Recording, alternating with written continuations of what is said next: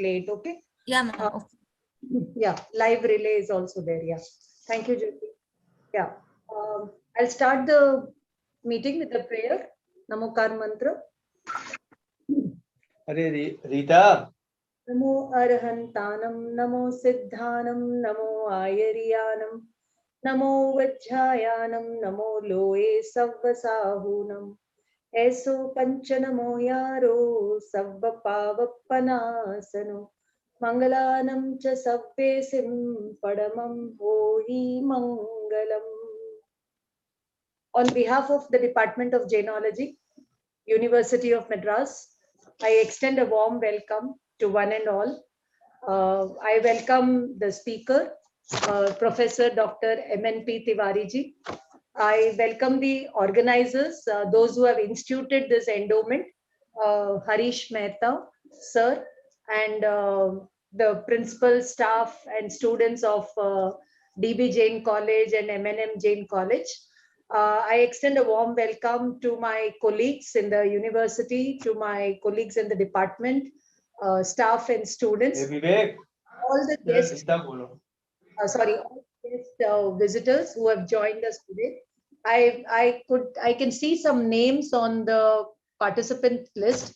I welcome Rajkumar ji Sethi is there, Dr. Jagadishan sir from DB Jain College, Dr. Rajashekharan sir from DB Jain College, Dr. P. Rajagopal, Dr. Preeta from DB Jain College, Sandhya, and then we have a lot of other, I have Manikandan sir, and then Professor Gubendranji, Karunakaranji, and Rajalakshmi Ravichandran, so many, Rajkumarji Sethi, and everybody, I extend a warm welcome.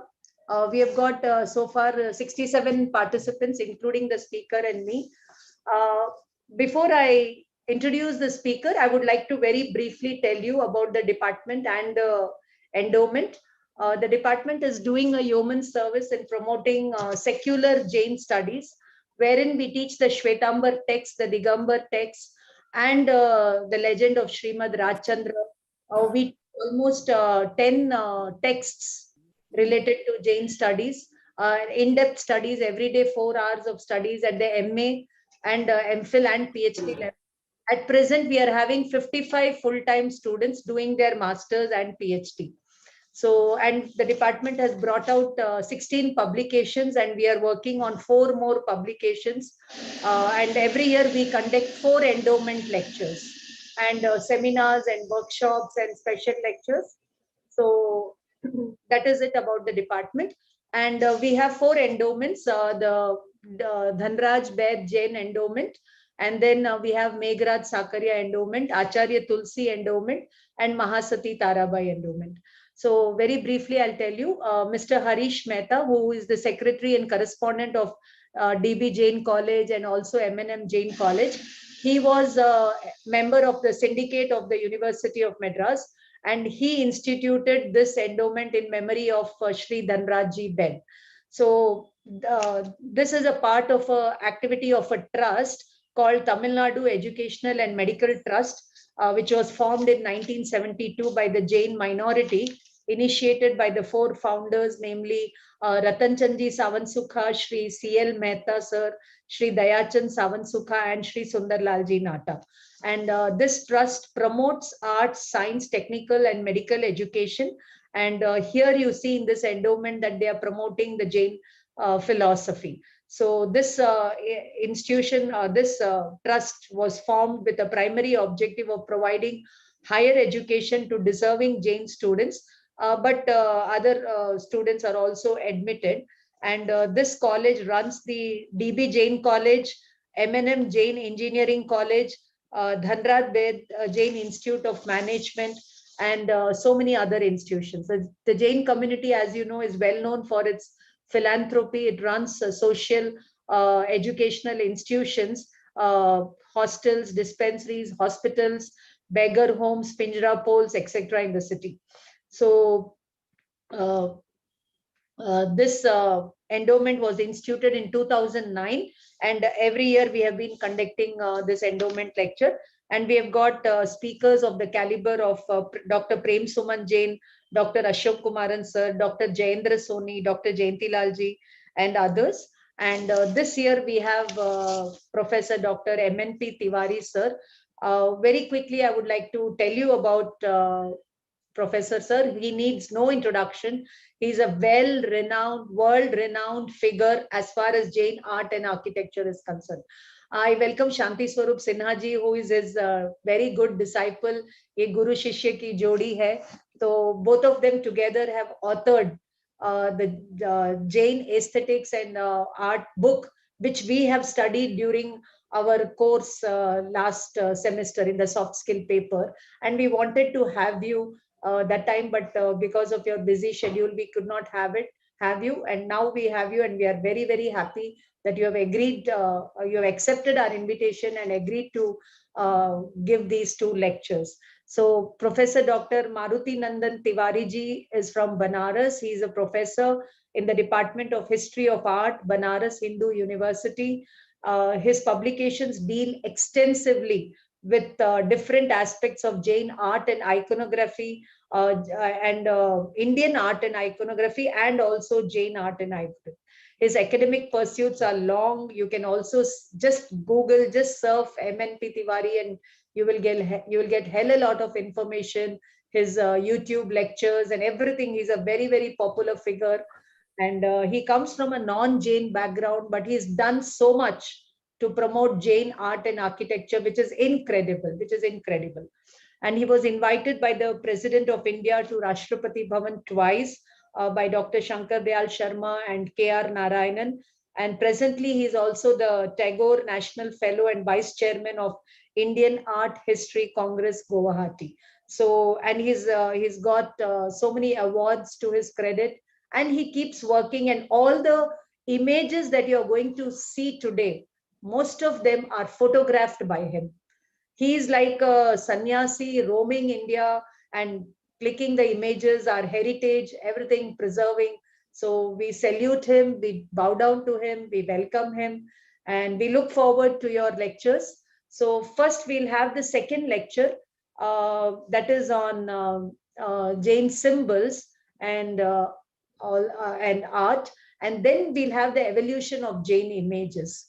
So first he'll be lecturing for 45 minutes or so, and then we'll take short 3 questions, and then he'll deliver the second lecture. So that is the format, and I welcome one and all of you again. Over to Sir for the presentation, and I request my technical team, Vidit and Jyoti, to please coordinate with Sir and do the needs. Thank you, Sir, and welcome, Sir. I'm really grateful to Dhanraj Bed Jain ji, and also for the invitation I have got for its endowment lecture, and especially Dr. Priyadarshana Jain ji, who has made me humble by talking in eological way. I am just a student of Indian art and of course Jain art. Being a non-Jain, it took some time to understand what Jainism is and to what extent Jainism has contributed to the present day Indian society and the entire world society. So then I realized enormous contributions have been made by the Jainas in the past in the context of literature, philosophy, art, mathematics, and what not. In every sphere of life, they have contributed. So therefore, I'm really thankful to all of you who are present for online lecture. As she said that the first I would cover aesthetics and symbolism in Jain art, and then take up antiquity and evolution of Jain art after taking the questions and also a break for 2-3 minutes. so that I could go to the washroom and all that. Anyway, Jainism, Jinas, Tirthankaras, they are in the center of Jainism. The Jainism developed around the Tirthankaras or the Jinas, who represent the basic tenets of Jain philosophy, Jain religion, and that has been represented in visual manifestations in art, be it sculpture, be it painting, and even be it architecture, in the form of the stupa, temples, and other kind of expressions. Who are the Jinas? Because most of the temples we know, most of the sculptures on the temples and in a scattered way are of the Jain Tirthankaras. So Jin means invincible victor. Victor not in worldly sense, but in spiritual sense, who has been able to win over his own passions, desires, and has complete control over themselves. Atma Jayi. And therefore they are the great souls. They are the great seers. They are the highest object of worship in Jainism, and also in other areas in Brahminical faith. We will just see that they have got representation on the Brahminical temples as well, on the temple of the Shiva, on the temple of the Shakti, at different places. So that is a point of sharing. So they have contributed through the jinas, and then it develops into a pantheon. Pantheon having 63 Shalaka Purushas, great men, including 24 jinas of the present Avasarpini, means present age, aeon. Because according to Jain tradition, in every aeon, every age, we have 24 Tirthankaras. So present Avasarpini age, we are having first Rishabhnath, 22nd Neminath, Ajitnath, Sambhavnath, then 22nd Neminath, 23rd Parshunath, 24th Mahavir. So these four, last three ones and the first, occupied the highest respect, the highest reverence in Jainism and Jainar. Independent texts were written. They are vitaragi, free from desire and passion. They are the epitome of asceticism, tapas, sadhana. They are the epitome of non-violence, ahimsa. They are the embodiment of ahimsa, renunciation, tyag. And these principles have been the main basic tenets of Jainism and Jain philosophy. And the Tirthankaras are the embodiment, physical formulation of those concepts. Those concepts which are very relevant, not only those were relevant in the past, but more relevant in the 21st century. More relevant. We are living in the age of violence, crisis, mental tension. So many problems we are having around us. And solution to those problems is only through the path of ahimsa, through the austerity, through the renunciation, non-violence, that we can attain the peace of mind, mental peace, and mental peace will lead to the physical peace, and physical peace will lead to individual peace, and for individual too, it will collective, family, social, national peace. So they are represented in art. And it is the reason that through their, and of course, one more thing, all the images we find are the Bhava Murti, means not the portraits. Nobody has seen and can claim that, yes, I have seen and here is the portrait of Mahavir. No, no portrait.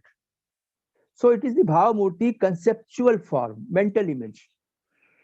And those mental elements represent, as I have underlined, ahimsa, tyag, and sadhana, basically, and aparigraha, of course.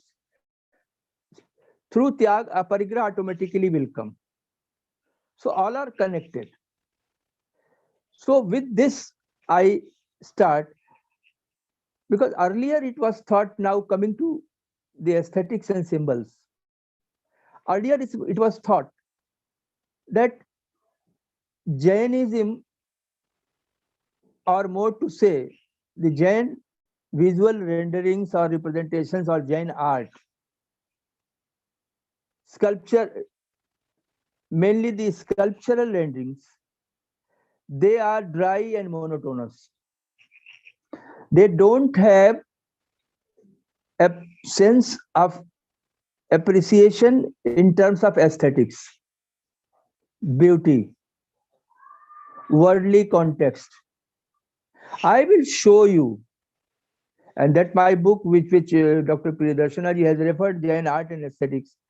For the first time, I have tried to show that Jain aesthetics is very important, because this aesthetics is not merely the physical beauty, but it is the beauty of the soul.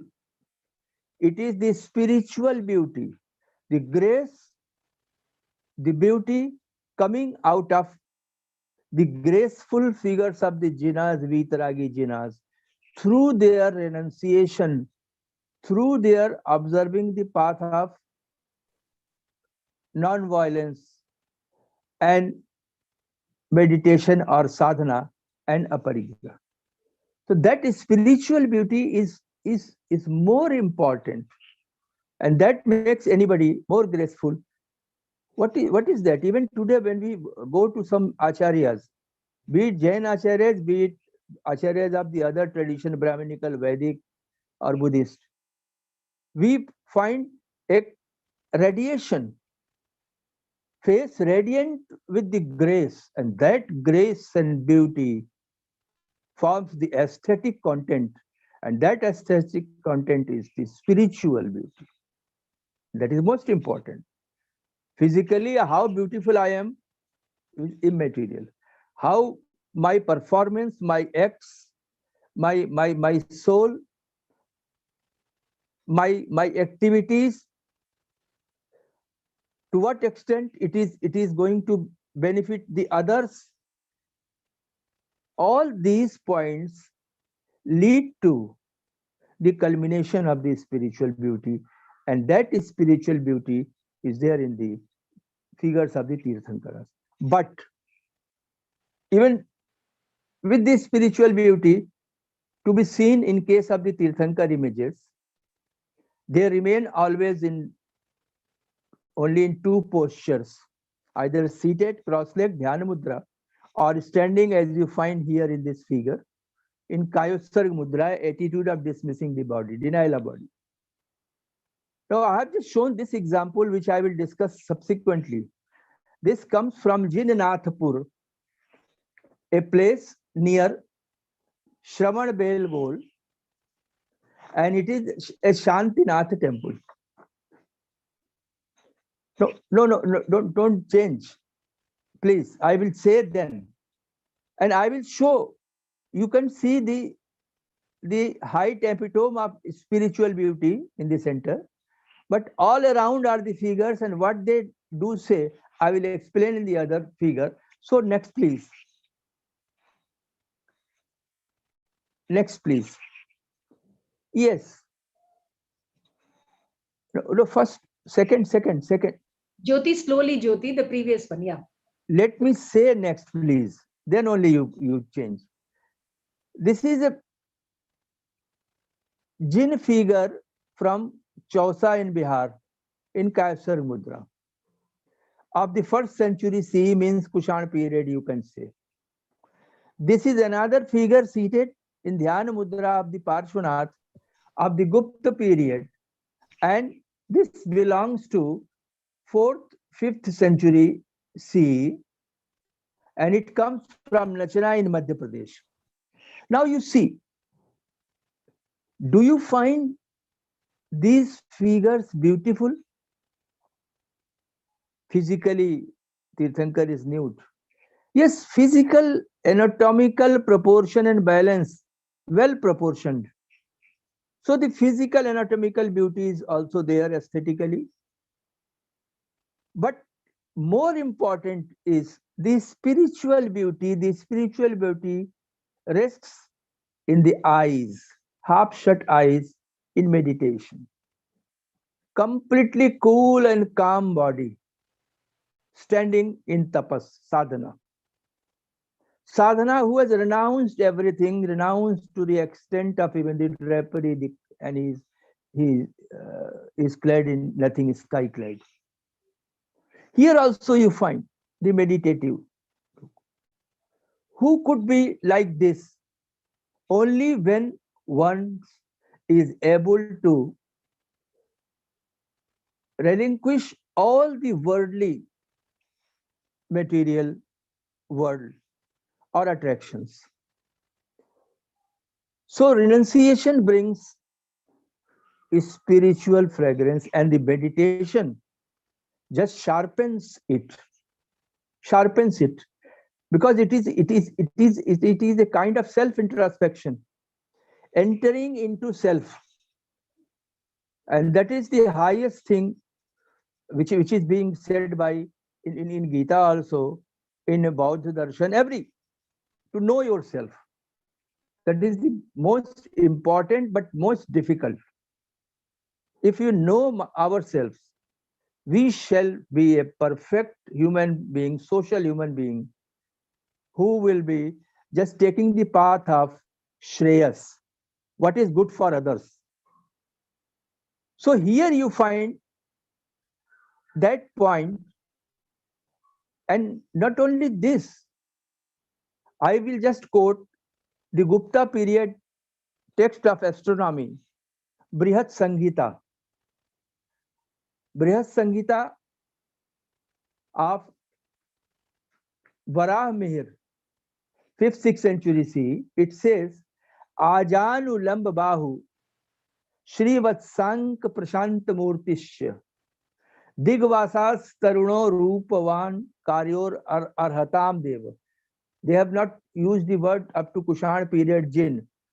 Jin is used first in the Hathi Gumpa inscription, Kalinga Jin.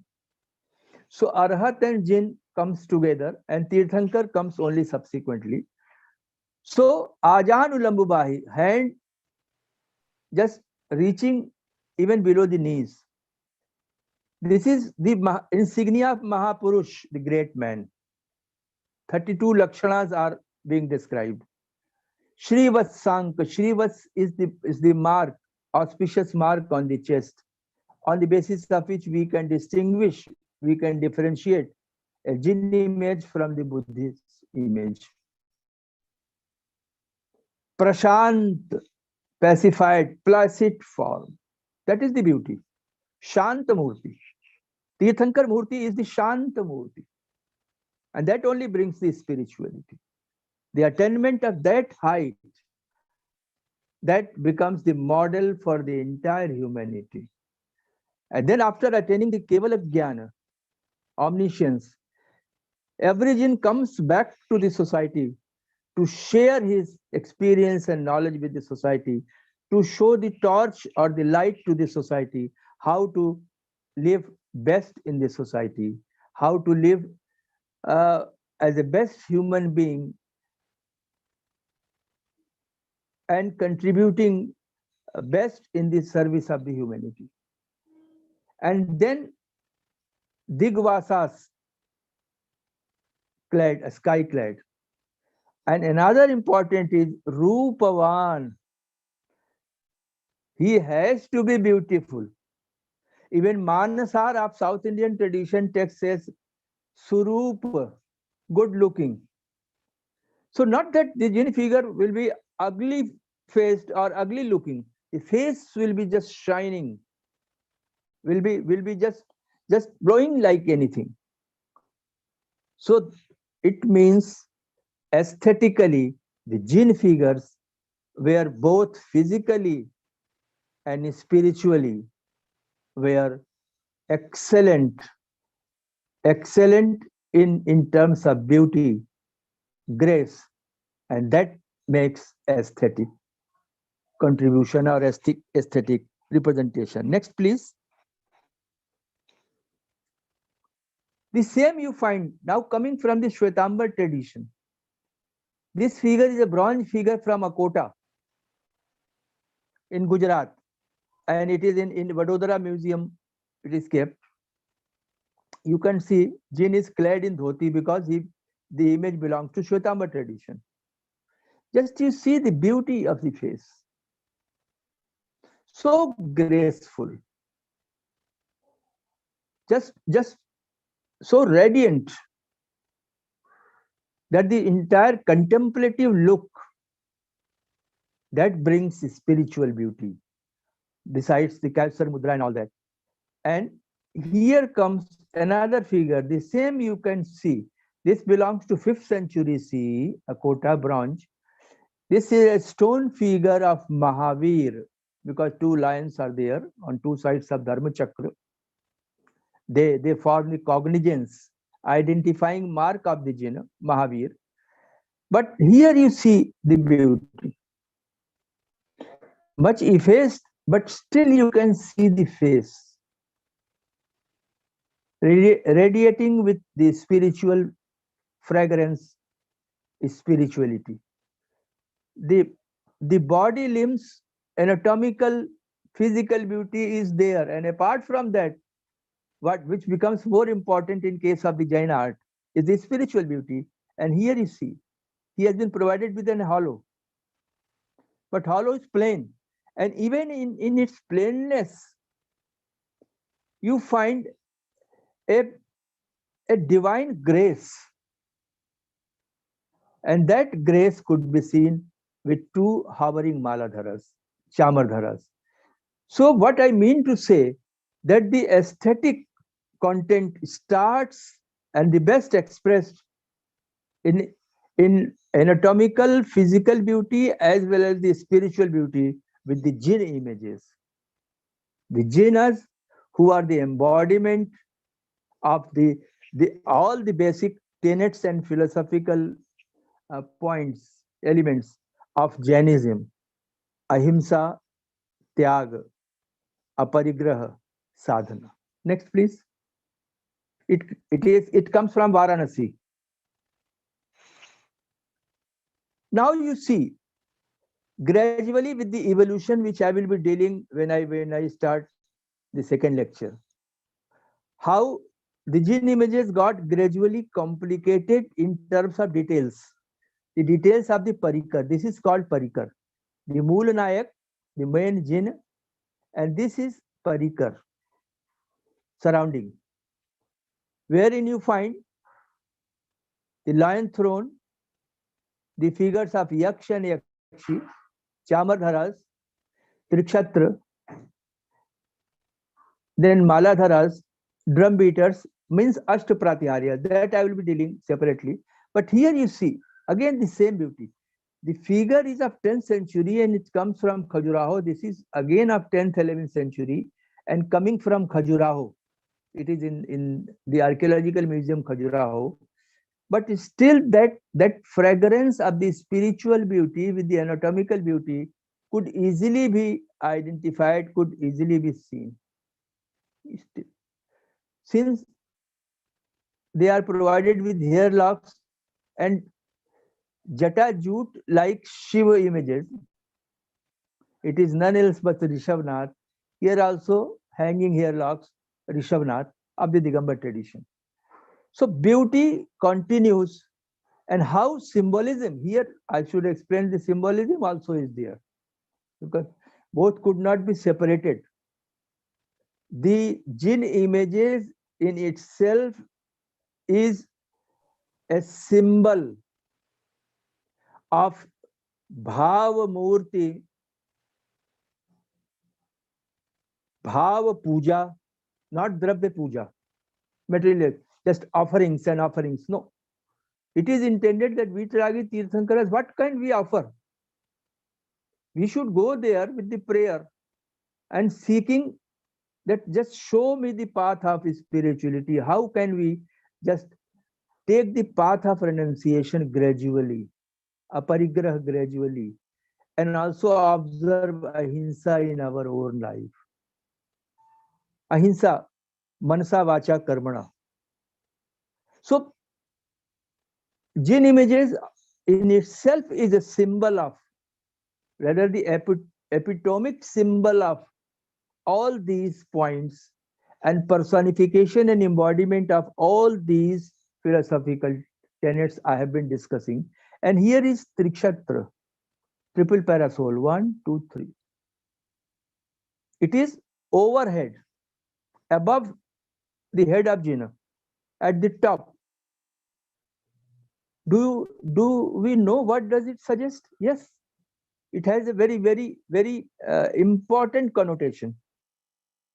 Trikshatra is the symbol of Triratna of Jainism, which is called three jewels, Triratna, Shrestha. So symbolically that suggests what? What are the three Ratnas? Samyak Darshan, right faith. Everything must start with the faith. Unless we have faith in something, we cannot move further. Then knowledge, to know what is what. And then Charitra. All will become futile if we don't put all these things into our own conduct, behavior, Samyak Charitra. And this is the problem of today, that we all know everything. We have enormous knowledge, but we do not observe those in our life. We know Hinsa is no good. It is not going to make or do any good to humanity or individual or collective. No, we all know. But still we do it. Domestic Hinsa, it starts from domestic Hinsa to social Hinsa to national to global. So they knew. So they made a change. Samyak Darshan, Samyak Gyan, Samyak Charit, very important. And that was at the top. That was most essential and important, desired. And therefore it has been put with the Tirthankar who is to represent all these features, because he is also the embodiment of right faith, right knowledge, and right charitra, samyak charitra, conduct. And that comes at the head of the Tirthankar. And not only, but in every, like what we get Shrivas in the chest, which is an essential feature. Likewise, this Trichatra is also essential feature. Here also you find. Next, please.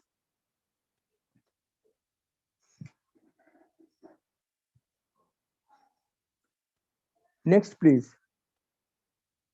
Yes. Again, I have told Tirthankar is the symbol of what? I have explained it. Because it is a Bhava Murti, not portrait. Exact anatomical, physical representation. No. It is the Bhava Murti. How have we conceptualized, the society and the Acharyas have conceptualized the Tirthankar to make him embodiment of all the basic tenets and of the philosophical religious tenets of Jainism. So this, because of this no postural change in case of Jain art, either Kayusarg or Dhyan Mudra. And now again symbolism. Here you find association of the lower portion is broken, no pedestal is there, therefore no cognizance. How to identify then who is the jinn? Yes, he is jinn because he is having Shrivats, he is having Trikshatra, he is a jinn. But how to identify what particular jinn he is? Yes, figure of Balaram holding a plough, Vasudeva Krishna, mace, Gada, and Chakra. Because 22nd jinn, it is again as aesthetic as well as symbolism. That Jainism had a very encouraging and positive sharing with the contemporary religion, particularly the Vedic, Puranic or Hindu religion. So in between the two, we have very cordial relation, harmonious relationship throughout. And there it resulted into the developing the kinship of Neminath with Balaram and Vasudeva Krishna. And we have the textual references. I will discuss when I just deal with it. Here again, this comes from Mathura of Shwetambar tradition because he is clad in dhoti, Tirthankar is clad in. So it is Neminath. Again, this comes from Devgarh, a very prolific site in Uttar Pradesh, in Lalitpur district. And here again you find Balaram and Vasudeva Krishna. No cognizance, but Neminath. Now you see aesthetically. This is from Cleveland Museum, USA. And just you see this in this metallic image.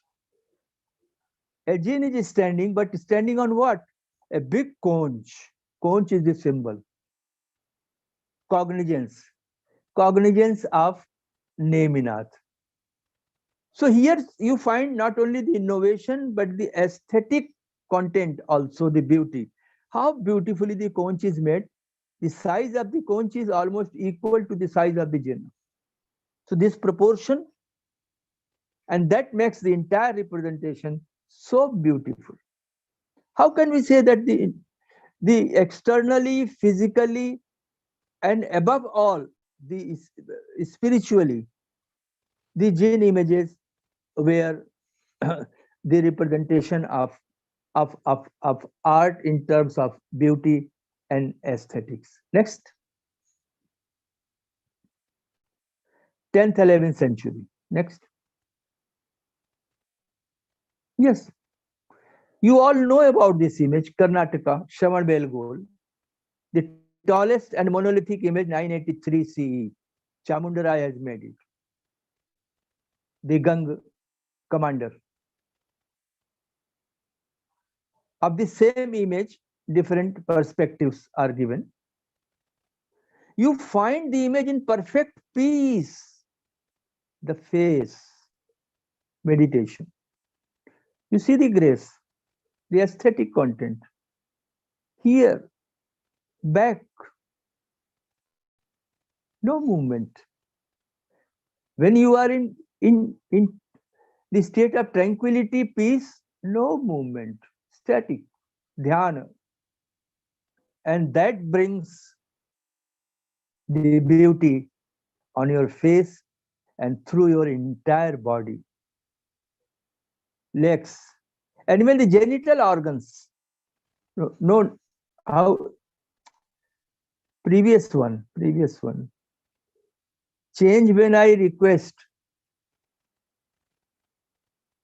So this Gomateshwar Bahubali image, standing in perfect peace, is a rare example of aesthetic and beauty. And that aesthetic beauty is a beauty of not only the anatomical proportionate body, but of the spirituality coming out of the entire body. The body which is being entwined by the creepers. But he is unconcerned, unaware because he is in trance, dhyan. So this is how we have to see beauty in Jain context. Next, please.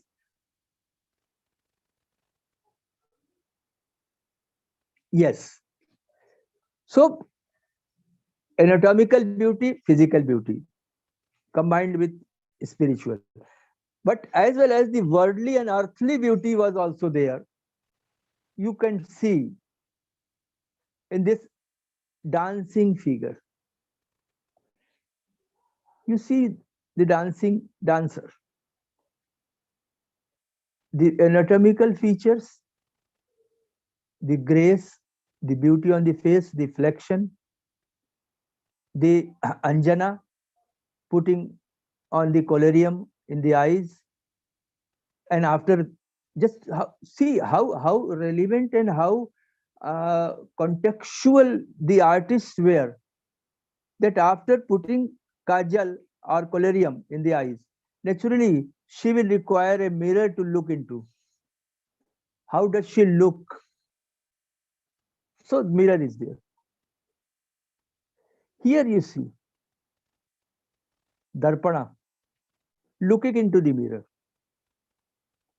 And here is the figure Balaram with Revati, his consort.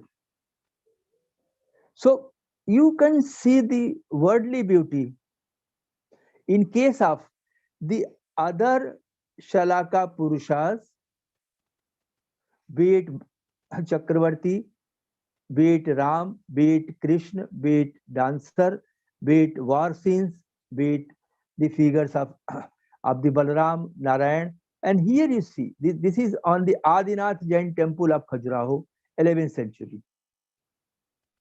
These are the Vyal figures. They also form the beauty. And those figures represent the royal power, the might of the royalty.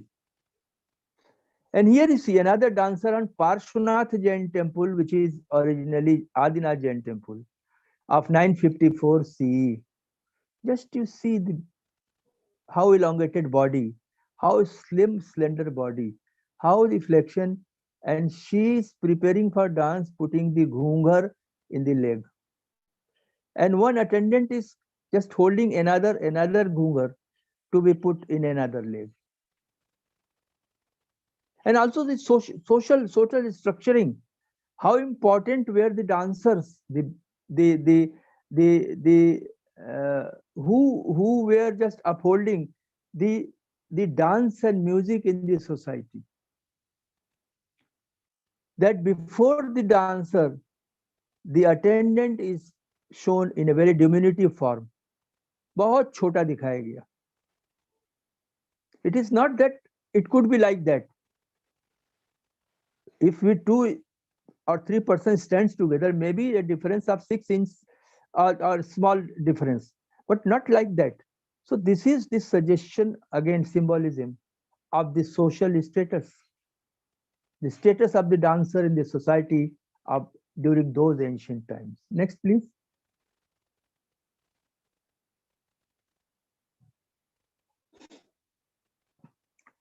Architectural excellence, architectural beauty, aesthetic.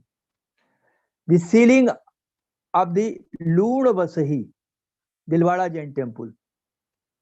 Shipta Vitan, just coming pendant like lotus. Just you see the carving. Another ceiling from Tirup, from perhaps uh, Shatrunjay. It is again from Shatrunjay. Shatrunjay, we have hundreds of temples. We all know is a great site of continuous activity of about 1,000 or even more. You see the beauty. This is again the beauty. The aesthetic content in reference to the Jinn images, in reference to the figures worldly figures like dancers, musicians, divinities, other divinities, as well as in the context of the architecture. So how can we say that the Jain art lacked aesthetic content or aesthetic sense? No, it was wrong, misconception, how it came, and nobody has bothered.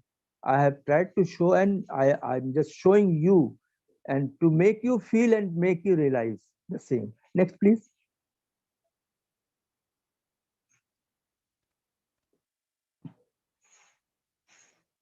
Next, please.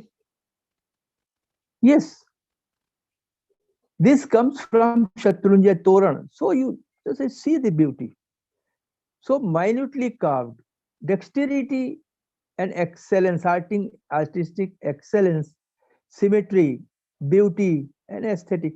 You yourself, it will please you like anything.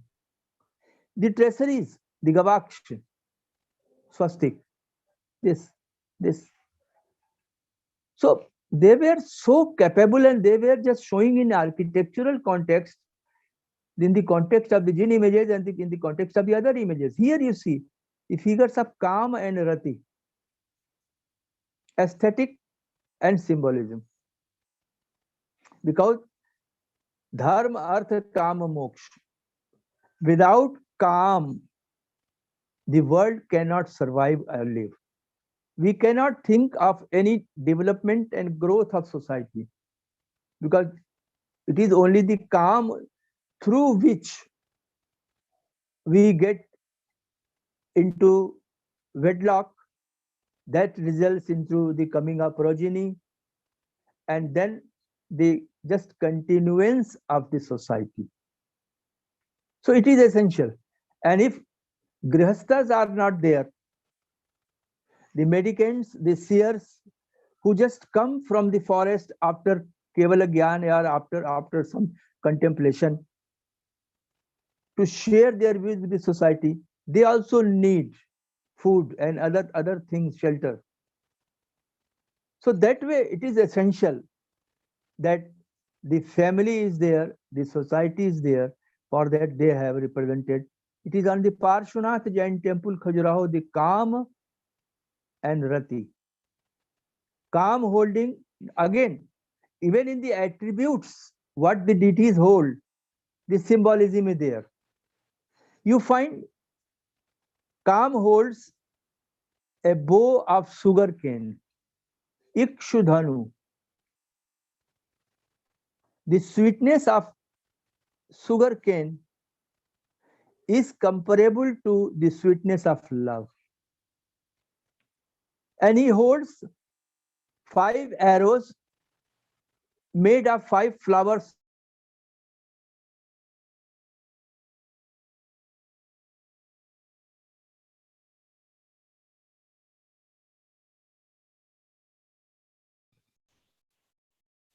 Sir आपकी आवाज नहीं आ रही।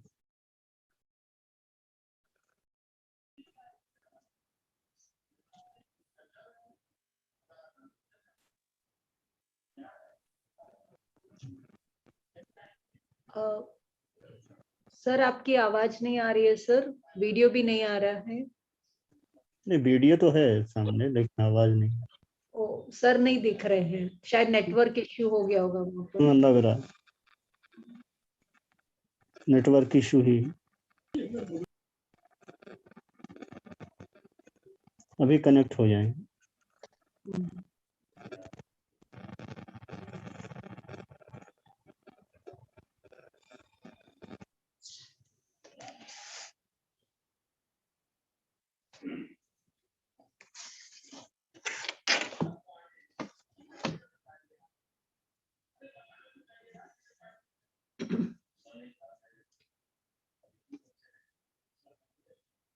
Sinha sir आप बता सकते हैं sir कुछ?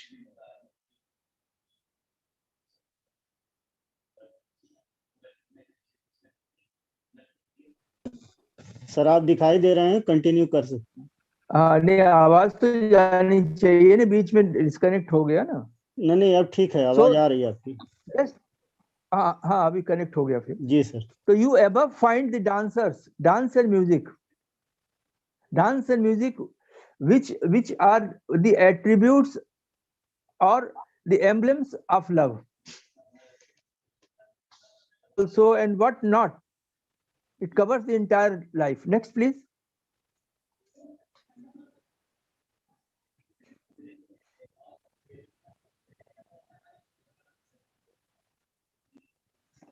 Jyoti, next one, Jyoti.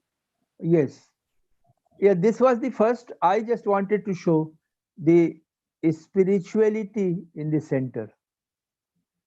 But at the same time, they have had a fusion of the worldly and non-worldly, worldly and the spiritual world. Jin Parshvanath is here. We can see on Shantinath temple from Jinnanathpur, Karnataka, near Shravanbelgol.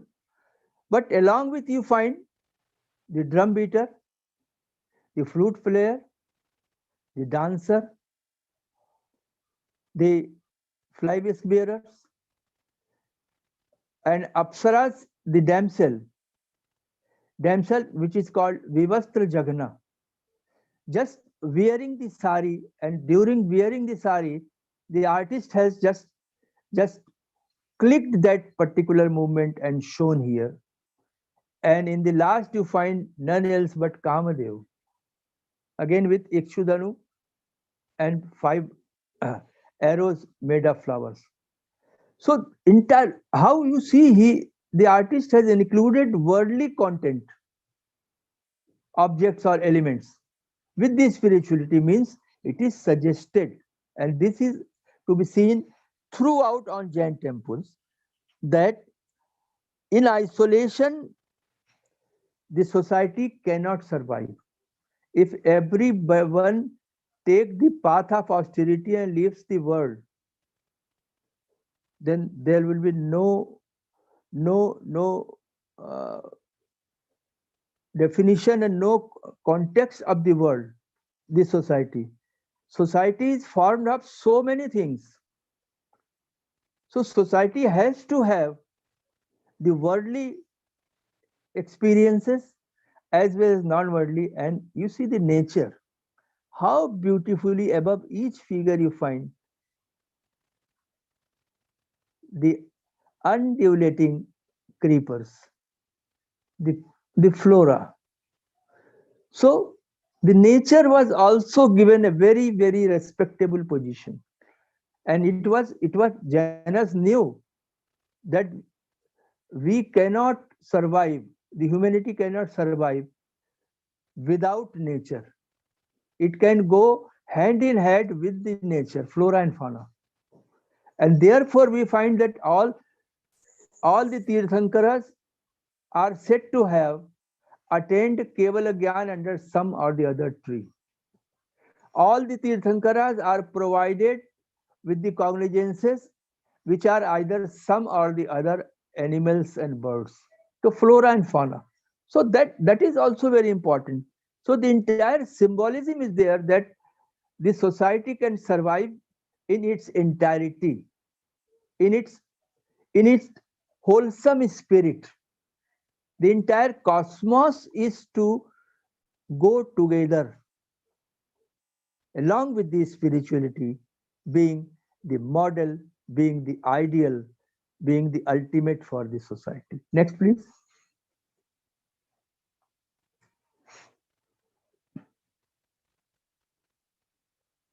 Sir ये symbol वाला part आ गया है, वो last. हाँ हाँ, कोई बात नहीं मालूम. Now I will show some of the symbols. Symbolism was there in the forms also, I have discussed, and here you find these symbols in the symbolic form, and there in the form symbolism was there. Kalpa Vriksh Chausa, wish fulfilling tree. Dharma Chakra from Chausa, wonderfully. Chausa in Bihar, it is in Patna Museum. This is swastik, double swastik, which was so common in Jain art, and we have Suparshvanath having the cognizance as swastik. It is carved in Kumharia, Gujarat. and it is the Kalash from Mathura. So the symbols, as symbols were there, and symbolism through forms were also there with the aesthetic content. Next, please. I will have to be swift. Next. Yes, Ayagpatas, which were so important in Mathura Kushan art, first, second century. You see Chakra Ayagapat. Here you find Swastik Ayagapat. And in between 5% से 10% कम प्रभावी होते हैं और कपड़े के मास. I request everybody to keep yourself muted. Jyoti, please mute everybody. Jyoti. Yes, ma'am, I've done it. Thank you. Sorry, sir, for the disturbance. Please unmute yourself, sir. Okay. Yes, Am sir. I audible? अच्छा. Yes.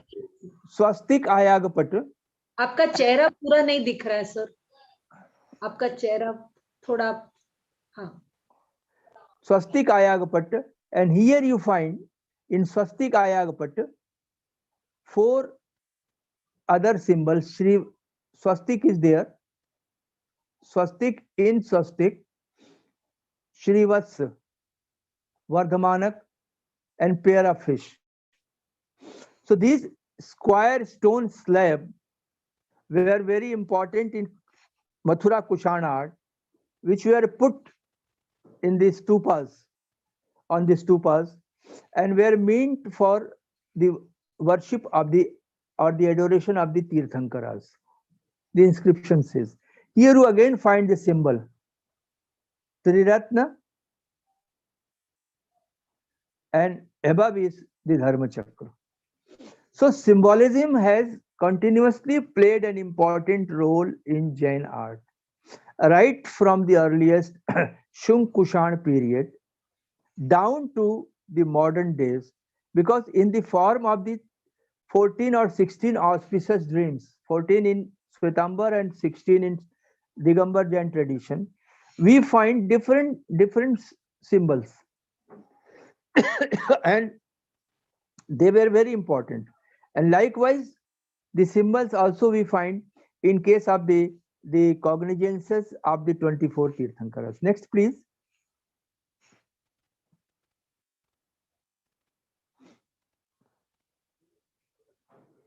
Yes, stoop worship. This is symbol. Stoop worship was prevalent in Buddhist art and in Jain art also at the early stage, Shung Kushan period.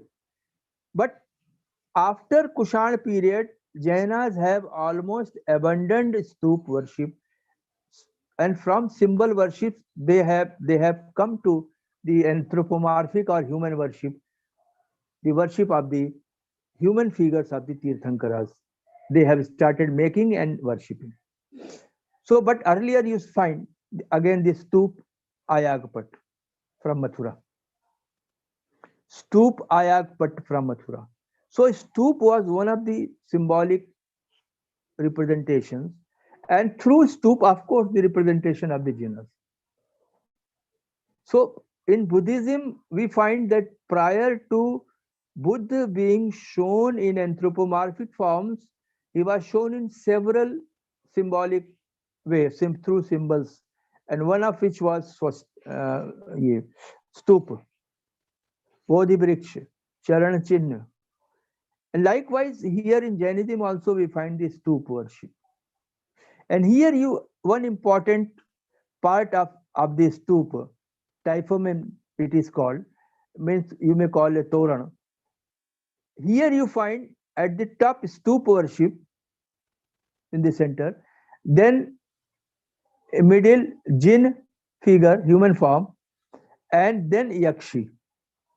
This shows during the Kushan period, from symbol worship stoop to jinn worship started, and we find simultaneously, because in Buddhism when we find symbols, no anthropomorphic figure unless Kushan period.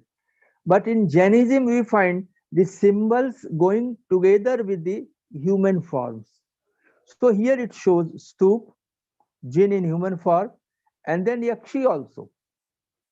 Yani in some way, the yakshi form was also introduced in Jainism, in Jain art. So this is how. Next, please. I have talked about the 14 dreams, 14 and 16. Symbols, symbols. These are all, they symbolize some or the other. This is Shri or Lakshmi, pair of garland, sun, moon, kalash, and what not there. Next, please.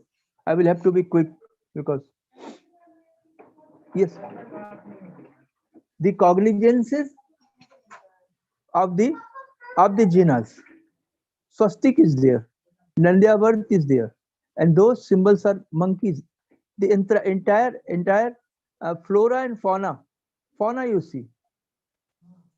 And one very important thing is that the Tirthankaras, like the Shiva, Vishnu, or even the Buddhist Avalokiteshwar and other deities, not Buddha, they have been provided with the different animals, birds on which they ride upon. बैठते हैं, and that amounts to hinsa. While in Jainism, very important is, no Tirthankar rides upon any of Rishabhnath never on bull, Ajitnath never on elephant, and Sambhavnath never on horse. But it is shown as a symbol on the pedestal. So here they have sustained that principle of ahimsa, that no Tirthankar should not ride upon the animal or the bird. So this is the beauty. Next, please.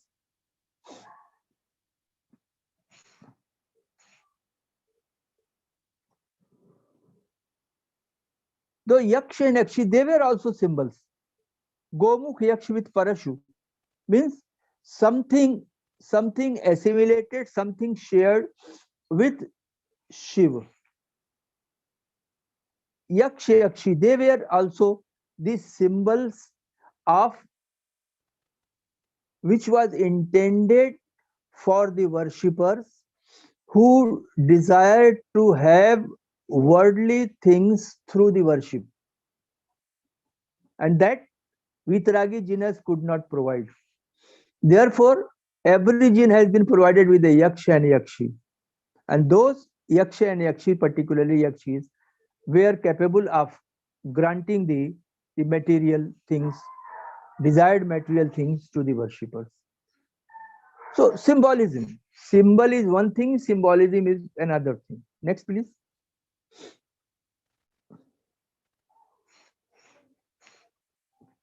Next, please.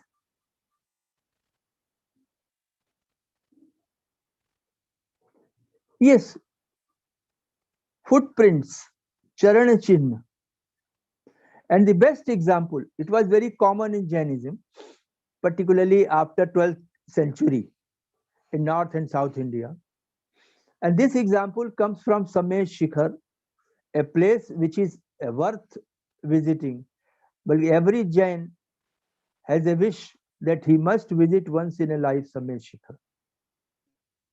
The Nirvana Sthali of perhaps 22 or 23 Tirthankaras. And their Charan Chinnas are put in the temples, small temples also, and here is. So Charan Chinna. And this, its tradition is just we find in Ramayana. What did Bharat do when Ram, after exile, left for the forest? Bharat took the wooden foot step. That was a kind of Charan Chinna worship. And here also you find which was very common. Next, please. Perhaps the last. Oh, Samavasaran is also a symbol, and it symbolizes also that after attaining Kevala Jnana, every jinn delivers his first sermon sitting at the top of the Samavasarana. congregation hall, which has 3 circular fortification walls. And important is the presence of the animal world, the human world, and the animals having basic enmity. They are shown sitting face to face, like lion and elephant, snake and peacock. This is important, that through the impact of the discourse of the Tirthankaras, they forgot the animosity. And this is portable, again, symbolic worship, portable jade figure, and it is in the Oxford Museum. And this is a ceiling showing Neminath while going for marriage. When he saw that the animals are caught in the cage and they are to be slaughtered for the feast, marriage feast, he decided to renounce the world without going for marriage. This is the ultimate of ahimsa. Just a point of ahimsa flashed and changed his mind. Symbolism and the impact of ahimsa, which made Neminath a mendicant, a Jain Muni, and then subsequently after attaining Kevala Gyan in Jain. Next, please. So this was for the first. I have tried to show symbols and symbolism. Jaina images symbolize what symbolize I have discussed, and also through symbols again several concepts were transmitted. So that way, aesthetically, the Jain art was very, very rich, and especially important was the spiritual elegance, spiritual beauty, and then symbolism and symbols. So Jain art equally, or rather more vigorously, contributed to aesthetics and symbols and symbolism. Thank you. Wonderful lecture, sir. We don't have much time. I'll request those who want to ask questions, kindly raise your hand. Just take 3 questions and then we'll request sir to make the second presentation. Yes, Shanti Swarup Sinha has raised his hand. Dr. Shanti, sir. You want to say something, sir?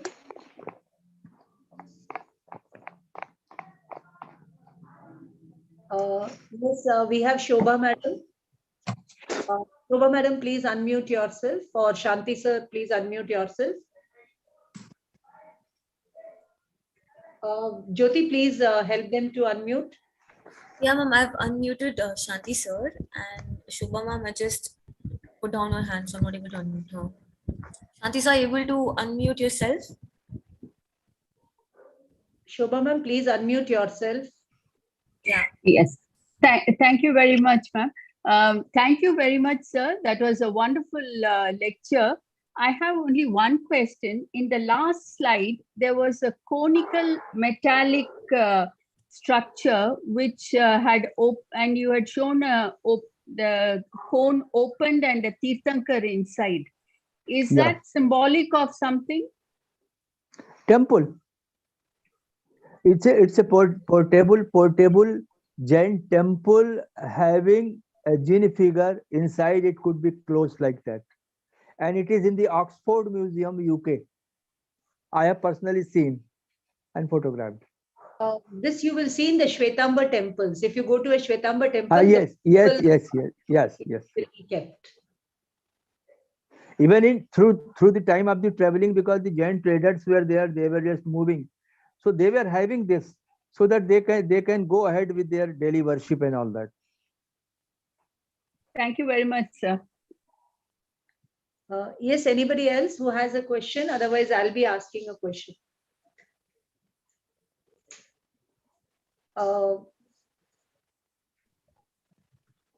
Okay, sir. Sir, I have a question, sir. You said the Tirthankars cannot grace or give gifts, but the Yaksha and Yakshis give.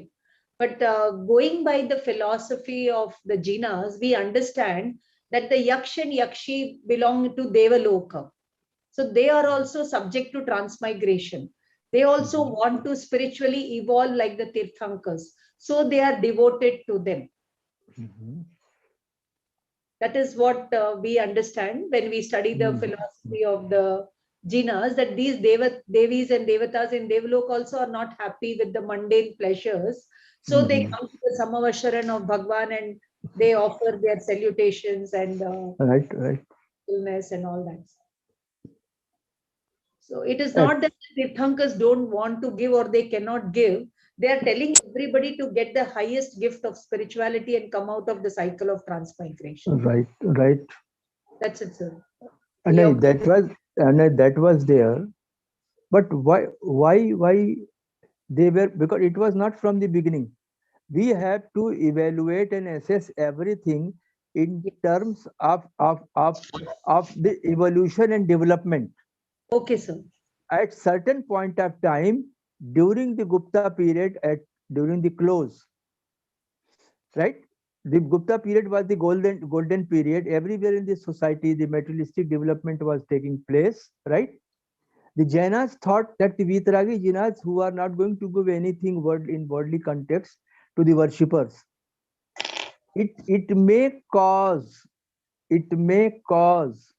loss to the further growth of the Jain or the Jainas or the Jain community or the Jain following.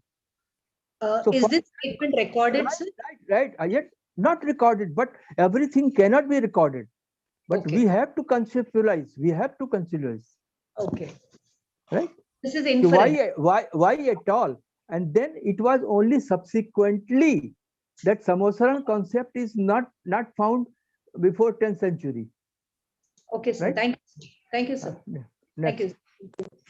Yes, anybody else? We'll just wait for a minute. Okay.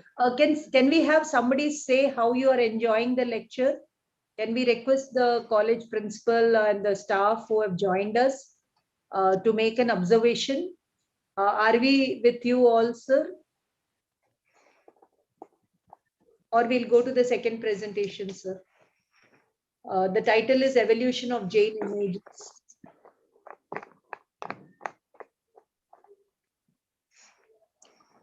Yes, we can go. Jyoti, are you ready, Jyoti, with the second PPT?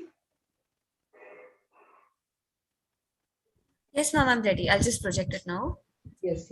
Thank you so much, Jyoti. You're doing great service. Welcome, ma'am. Sir, very beautiful images, sir. We really feel blessed to see these images and hear from you, sir. I request all first year and second year students to make notes and please interact with the speaker after the presentation. Yes, sir. Over to you, sir.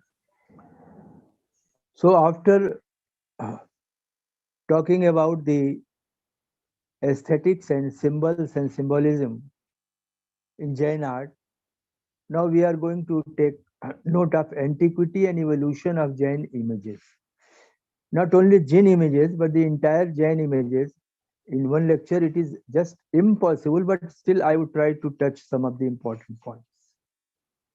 So first, swastik I have given just.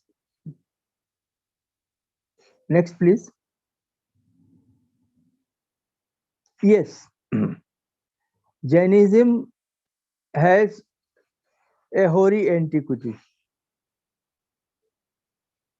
Maybe that it is a subject of question or final agreement and disagreement. But of course, Jainism is older than Buddhism. And also Jainism has taken a lead in making the cult image first in Indian context. 2 contributions. This is an image, both are the same, which comes from Harappa, New Torso, 2300 BC. The socket method hands were not in one piece, they were carved. Head were attached, the hands were put in a socket method. So it is a torso.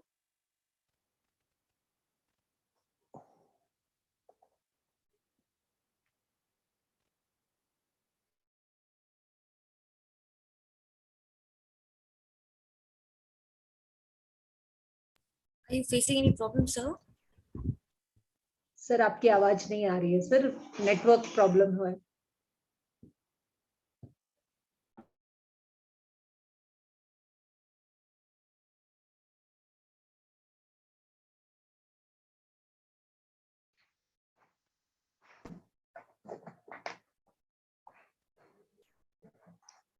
Am I audible?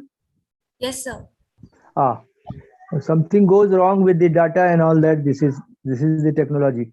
So Harappan nude torso, the nudity, the accumulation of flesh around the chest, suggestive of urdhva swas, pranavayu of a yogi, and also the posture, the hand might have been like this, might have been I use. The scholars like T. N. Ramchandran and R. P. Chanda have identified this figure to be the earliest Jinn image from Harappa, means 2300 BCE antiquity. But it is not a definitive evidence. As a student of history, I would like to say, it is only suggestion, and we will have to wait unless the Indus Valley script is finally deciphered. But I will just show you, when we find the earliest definitive evidence of a Jinn image from Lohanipur of Mauryan period, 3rd century BCE, that looks to have great similarity with this image of Harappa, and that makes us inclined to take it as the possible earliest Jinn image. Next, please. Now the term has changed. Earlier we used to take Harappan civilization or Indus Valley,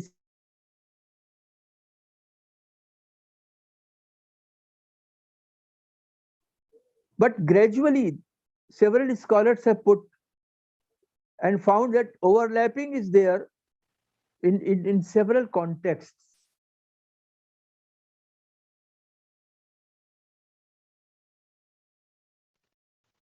And therefore they have started saying Sindhu Saraswati culture.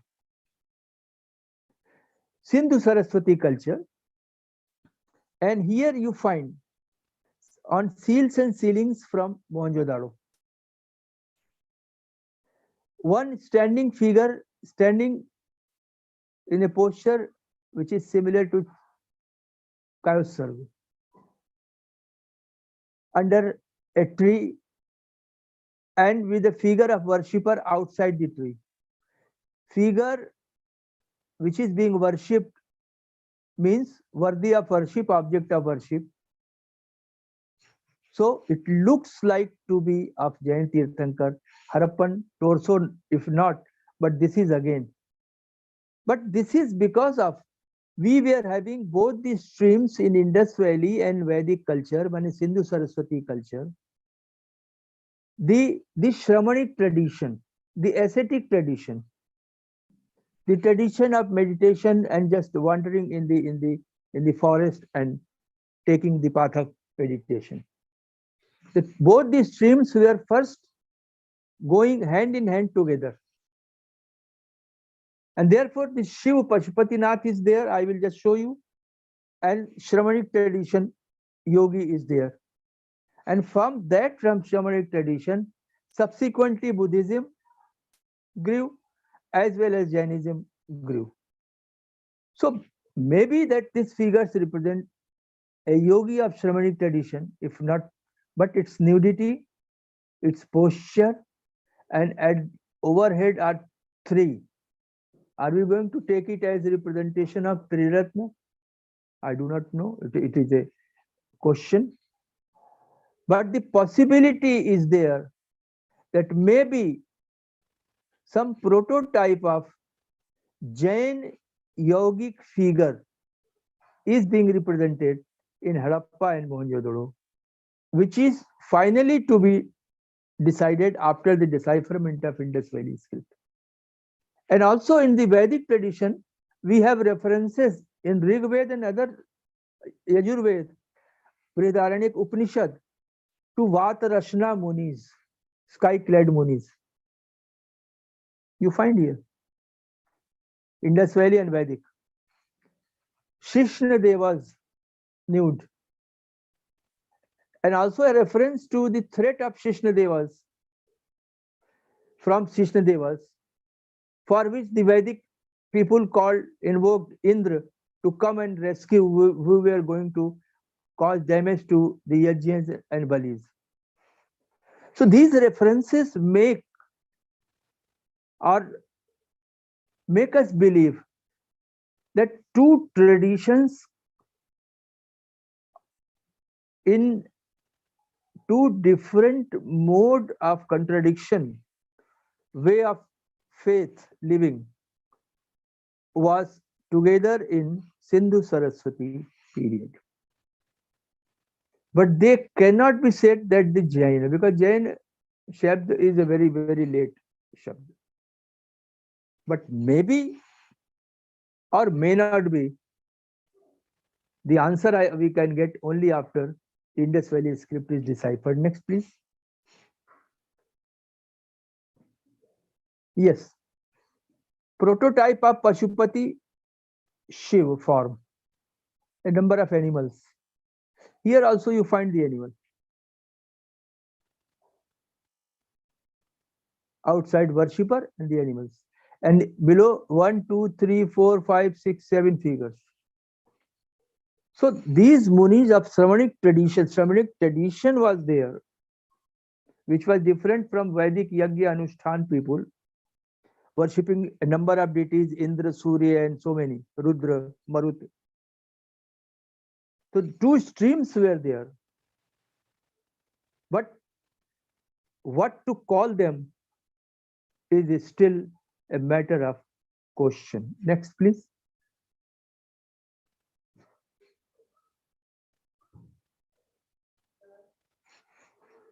Yes, this is definitely earliest known Jinn image of Mauryan period with Mauryan polish, coming from Lohanipur, and it is in Patna. And it is Harappa.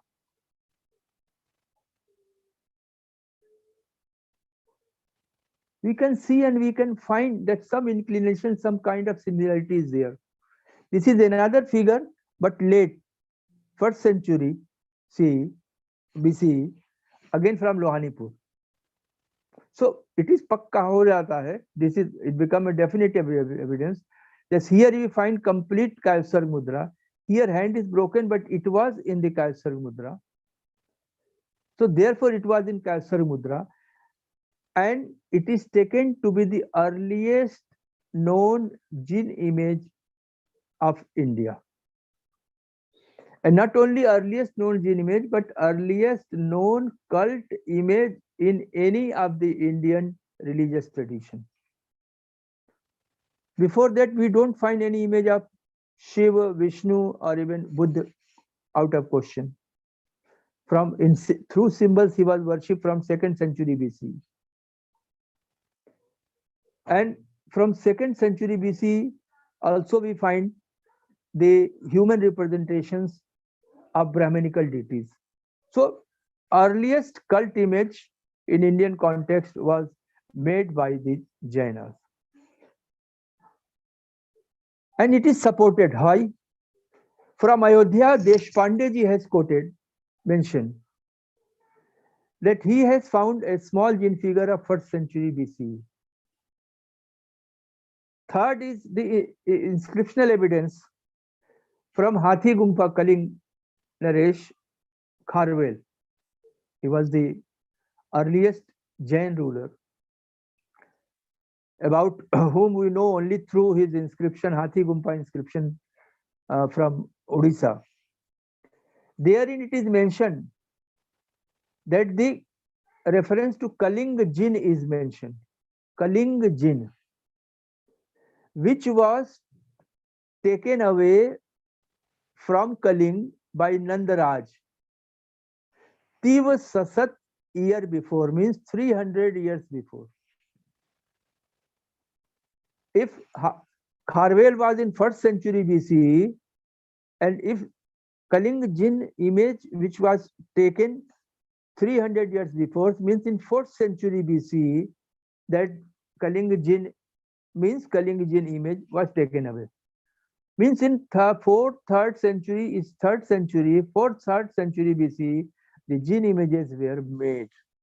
And that particular image was brought back by Kharvel inscription says to Kaling. So inscriptional terracotta figure Ayodhya and other evidences corroborate, and therefore we as a definite evidence can say that in Jainism the making of Jain images started from 3rd century BC, earliest Lohanipur. Next.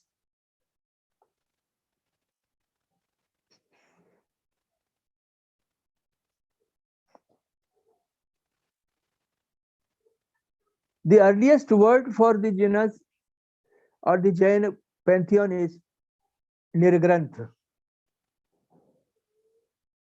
Ashokan inscription says.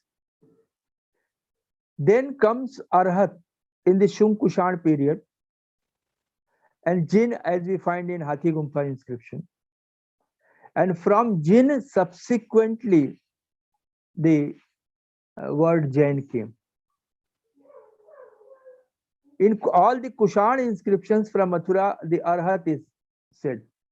Even in Brihad Samhita, as I have quoted, Arhat is made. So Arhat was more popular, then comes Jin, and then comes Tirthankar. This is Jain Ayagpat. Earliest Jin image they have made at Lohanipur, but since during the Shung Kushan period, the symbol worship was popular in Buddhism, they also adopted symbol worship on Jain Ayagpatas, but along with the human forms of the Tirthankaras. So both the symbol worship and anthropomorphic worship was going together hand in hand. And the example is the Jain Ayagpat from Mathura, 1st century BCE, Jin Parshvanath being worshipped. So first posture which comes in Jain art is the Kayutsarga, Lohanipur and other images we have seen. Second, Dhyan Mudra, here it comes, the earliest. And then these two postures remained throughout the centuries up to the 21st century. That only in these two postures the Jain images were carved and Jinas are shown. Because these two postures are meditative postures and most suitable for Vitaragi Jinas, who were the embodiment, who were the symbols of highest renunciation, non-violence, aparigraha, non-position, and meditation throughout. So on the one hand, Jainas went on compromising, sharing, accepting a number of features, number of things in Jainism. But on the other hand, what is very important and unique, I have sent 2-3 points unique earlier. Unique was that they did never compromise with their basic tenets. The basic tenets of Tyag, Ahimsa, Sadhana, Aparigraha, which is being represented through these two postures, Dhyana Mudra, Kayutsarga Mudra. So they were committed to that, committed to their basic tenets, basic philosophy, and they thought that basic tenets could best be communicated, transmitted to the worshipper through these two postures. No four hands, six hands as we find in Buddhist deities, excluding Buddha, or the Brahmanical deities, Brahma, Shiva, Vishnu. No. No paraphernalia. Only these two postures. Vitaragi will remain and will remain throughout the centuries as Vitaragi. This is to be realized. And the Yakshis were only the Shasana Devatas, guardian deities, accompanying the Jinas to fulfill the worldly aspirations of the worshippers. So this is the beauty. Certain very unique things the Jainas did, and which could be seen through art. Art is nothing but the mirror of the society, the mirror of the social thought, social philosophy. So is the case with Jainism. If you want to understand Jainism, Jain philosophy, actually we only go to the text, but it could more directly and more vividly could be understood through the images. And these images were not merely the object for worship, because these were the Bhava Puja, Bhava Murti. We can go to the point of the basic concepts, and through that we can understand what Jain philosophy and Jainism stood for. Next, please.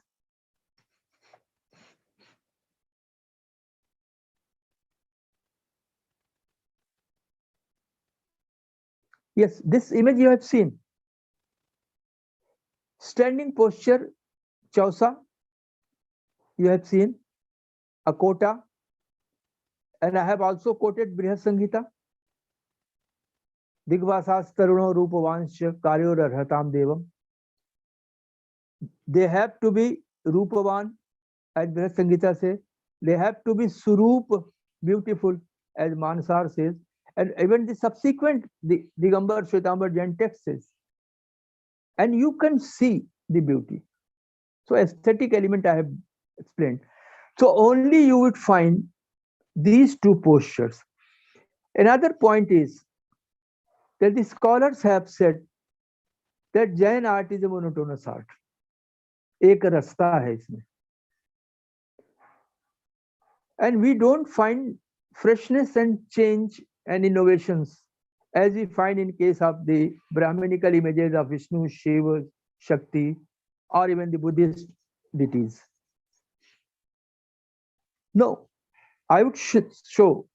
They said, oh yes, we always find that the Jain images are either standing, monotonous, in the same posture, or sitting. Yes, Jinas will always either sit or stand because they represent the basic tenets. They are the Vitaragis. But what about the Parikar? I would just show you the other details. In that they have changed like anything. You just see the here hairdo and here hairdo, here face, hair locks, the hands static with flexion, cursor. So this is the change without parikar in the form itself, while posture will be cursor. Next.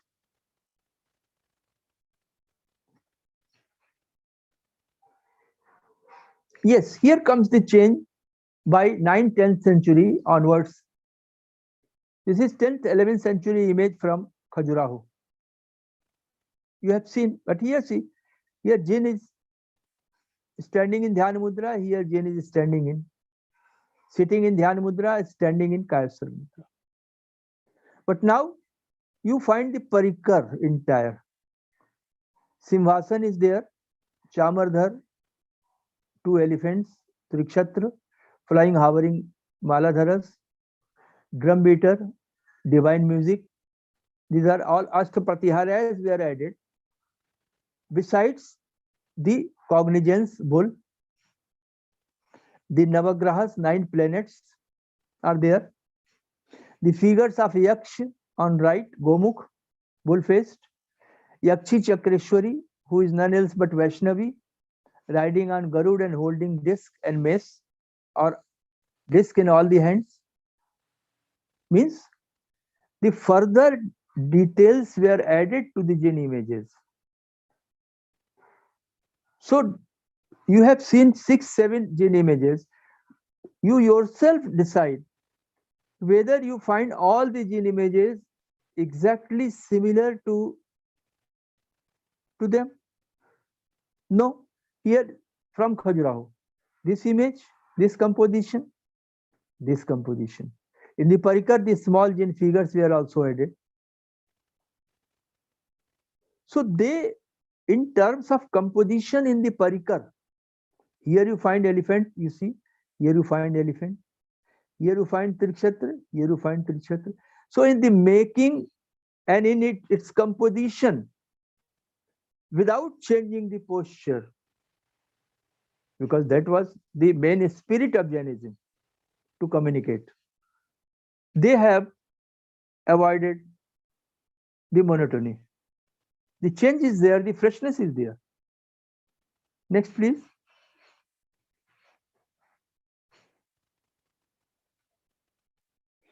Yes. Earlier, the Yaksha and Yakshis were carved on the pedestal on the two sides of the lion throne, Simhasan, which form the Ashtapratiharias, 8 attending features, elements, which include, and it was finalized during the Gupta period. Started during the Kushan period, 2 were added, 3 were added, but finalized in terms of 8 Pratiharyas, mane attending features, attendants. Trishatra, Singhasan, lion throne, Chamardhar Sevak, Prabha Mandal hollow, hovering figures, then divine musicians, then drum beater, 1 prostrate figure over the Trikshatra. So these 8 Ashok Vriksha over here, 8 Pratiharyas were shown, and Yaksha Yakshi. This figure comes from the ceiling of the Kumharia Shantinath temple, 11th century. In the center of the ceiling, this ceiling shows the narratives from the life of Rishabhnath, Panchakalyanakas. Chyavan, Janma,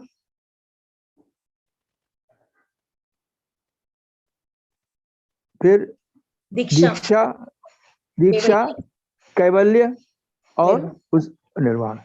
Nirvana is not shown in the art. I tell you, nowhere. Like Buddha, we never find any Jain figure lying as dead body. That is also another point, whether Buddha in Mahaparinirvana figure lies as a dead body. I find it alive. Anyway, that is another point. I have discussed this matter with the great scholar who is no more, Professor M. Dhaki. He said actually Nirvana is represented. I said, how Panchakalyanakas? Where is the Nirvana? He says in a sitting posture, the last image you would find sitting. So as sitting, the Nirvana is being represented, Nirvana Kalyanak is being represented. So that way, in the center you find Yaksh Gomukh, you can see, holding a parachute. Even the attendants are bull-faced. It amounts to the impact of Shaiva, sharing with the Shaiva. Vaishnavi. Here in the inscription, the name is given not Chakreshwari as the text gives, Jain text gives, but it is given Vaishnavi. Means while carving, the artist was having this point in mind. Oh, actually, it is the Vaishnavi who is represented as Chakreshwari in Jain context. Holds the disc. Right? Say Garuda, human form. So Yaksh and Yakshi as Shasan Devatas included, just to fulfill the worldly aspirations of the worshippers. But subsequently, what happened? That the more and more desire and inclination towards getting the worldly objects, fulfillment of worldly aspirations, the Jain society went to the extent that they started carving the figures of Yaksha and Yakshis independently. That shows, again, what shows? It shows that their worldly, the inclination of worldly aspirations was increasing. And the result was the independent representation of the Yaksha and Yakshi figures. They got independent of the genus. And hundreds and thousands of images were carved at every site. Be it Khajuraho, be it Devgarh, be it Ellora, be it Shravanbelgol, be it Tamil Nadu, in any center, Kalgu Malai, any center. So this is how we have to always think in mind this society. Society was operating. Society has given the form, human form to the genus. Because it was not a portrait, conceptual form. So where from concept comes the society, and society moves on as per need, desire, and change. So change always comes from the society. The root is the society. And then the leader of the society, we may call them the acharyas, the sadhus, the munis, upadhyayas, they have endorsed it gradually. Yes, we can do it, because they knew that we have to increase the following. Next, please. So psychological social study of art. I have talked about developing kinship with Vaishnavism. We have snake canopy with Parshvanath and Suparshvanath. What is that? Folk cult. Commonality with Shiva, with Vishnu, with Krishna. Nag is there. With Buddha, Muchalind Nag is there. And likewise, we have in Jainism. So this is the sharing and assimilation of the folk elements. Lok puja, agar lok tattva का acceptance है, क्योंकि whatever we are going to do, we are going to do it in the lok, the world.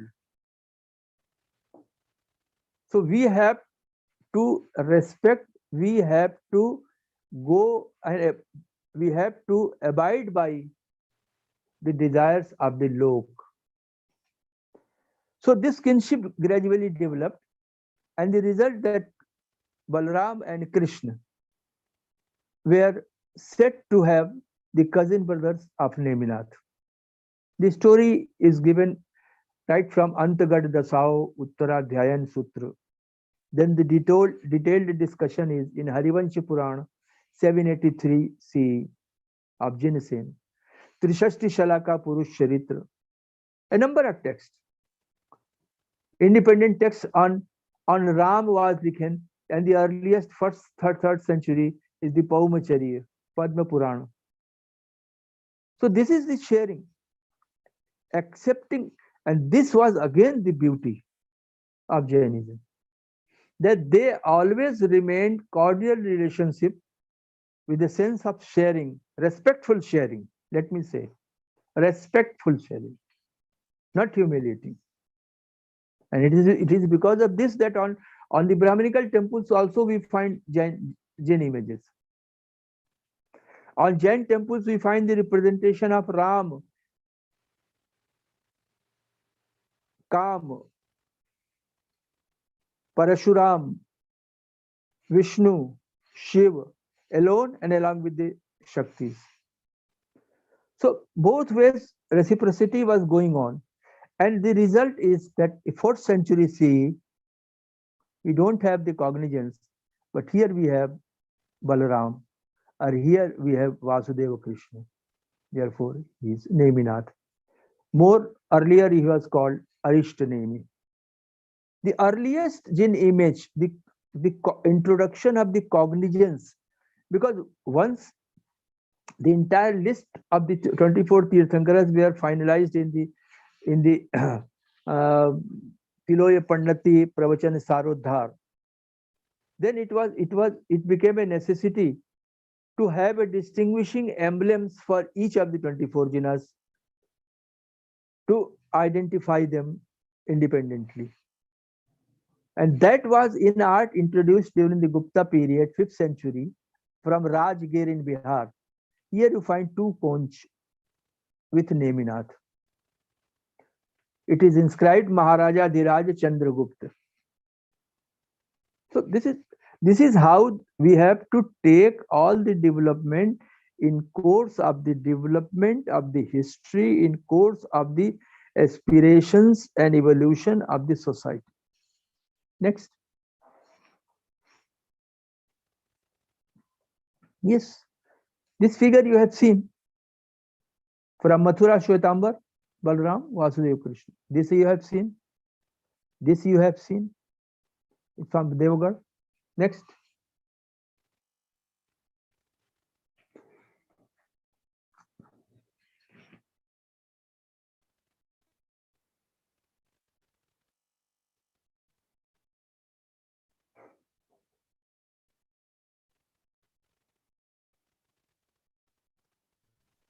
Are you facing any problem, sir? Problem.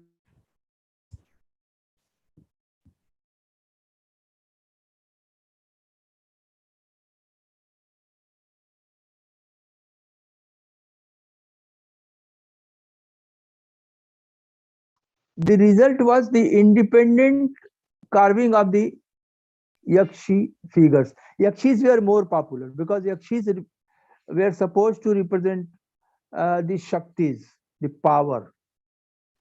Again, the power.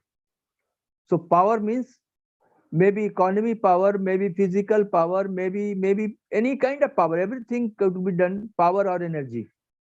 So here you find from Devgarh 20 armed Chakreshwari. The Chakreshwari who was earlier represented with Rishabhnath as his Yakshi has got independent representation, and now here Jin gets representation at the top as a stamp mark, so as to identify that she is not confused with the Brahminical Vaishnavi Jain Yakshi. Garuda Vahana. Here you find Ambika, the Yakshi of Neminath.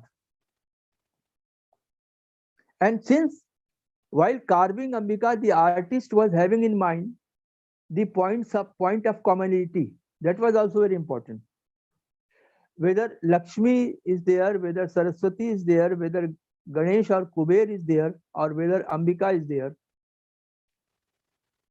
commonly they are shared in all the main religious streams: Buddhism, Brahminical faith, and Jainism. We will see. Here is Ambika. So artist was having in mind Ambika means Parvati. Parvati who was having 2 sons, one being Ganesh, one being Kartikeya. And result is that Ganesh is shown here with Jain Ambika. Jain Ambika is provided with 2 children, one in the lap, other standing, lion as mount, and hand is broken, but she must be holding the Ambra Lumbi, bunch of mango. And at the top, I do not know whether you can see the small Jin figure with Konch Lanchan. And on 2 sides, one side is Balaram and the other side is Vasudeva Krishna. The Jin as a Jain stamp at the top is Neminath, is being proved that on one side Balaram is there, other side is Vasudeva Krishna is there, and the Yakshi Neminath of Neminath Ambika. So the point of commonality that both we find Ambika or Parvati having two children, Ganesh Kartikeya, Hariti, two children, and Jain Yakshi Ambika, two children, Prabhankar, Subhankar. और भी दो नाम है. Next please. So we have to take into account the point of commonality as well. This also you have seen, door lintel. If you find this is in isolated door lintel, it is in the Khajuraho Museum. But it suggests that it was once part of a Jain temple, means existence of a Jain temple is being proved by this door lintel. It's a beautiful door lintel of 10th century. Here is Ambika, Amrilumbi, lotus, lion. Here comes Chakreshwari, and here comes Padmavati. Padmavati, Yakshi of Parshvanath 23rd. Now we can ascertain the dedication of the temple to which this door lintel was attached. Of course, in the center means Lalat. Lalat Bimb. Bimb means form, figure. Is Chakreshwari. Means this door lintel was attached to Adinath temple. Because in the center of Lalat Bimb, the figure of that particular deity or any form of that particular deity is shown, to which the temple is dedicated. So this is how several clues we can get the Jainas have given. Here you find the Navagrahas. They have shared Navagrahas. Surya, Som, Mangal, Budh, Brihaspati, Shukra, Shani, Rahu, half bust, Ardhakay, Ketu, Ardha Sarpakar. Next, Khajuraho. Kuber, again commonality. Every society, every religion requires money. Therefore, every religion, be it Buddhism, be it Brahminical faith, be it Jainism, they have included Lakshmi and Kuber. The Kuber from Ellora, beautiful, holding a mongoose skin purse. Under it, what looks like a kalpavriksha. So, see how beautiful, aesthetically, you see. And the above is the Toran, so beautifully. Don't you find this Kuber figure to be a beautiful form? And another Kuber from Chittaur, Rajasthan, Udaipur Museum, 11th century. Again beautiful, so decorated mukut, holding the purse, fruit. And here, just sense of humor created by the artist. The bulky body Kuber sits on an elephant. Even elephants gets prostrate, you see, in the posture because of the weight. So this is the imagination. So imagination, innovations, changes. In Jain art, we do find frequently with the figures other than the Jainas, and even with the Jainas, in their body compositions and in the parikar. Next. So no monotony. Aesthetically beautiful. Saraswati. Another commonality is Saraswati. And another is this Saraswati is dated with 54 Shak Samvat, which comes to 132 CE. The inscription is given. She holds a manuscript. It is installed by a Lauha Karmak, iron smith worker lady. It shows the social system of Kushan period image. And it is the earliest Saraswati image, and it is carved in Jain tradition. Again, In carving the Saraswati image, Jainas have taken the lead. You can say the name Saraswati is given. It was carved in Rangshala. And most important is that in this, the figure is gone. What Jyoti, happened? एक minute, sir. She'll fix it up, sir. Jyoti, are you there, Jyoti? Hello? Hello? Hello?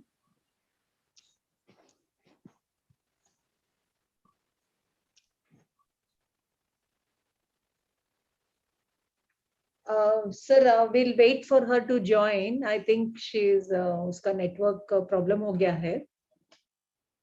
So I'll just read out the messages we have got in the chat box, sir, by the time she joins. With your permission, sir.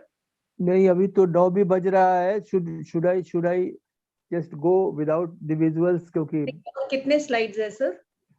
अभी 5 कम से कम 7 होंगे. हाँ, she will join. And maybe network issue हो गया है. हाँ, तो हम लोग कवर कर लेते हैं. She's joining. She's joining.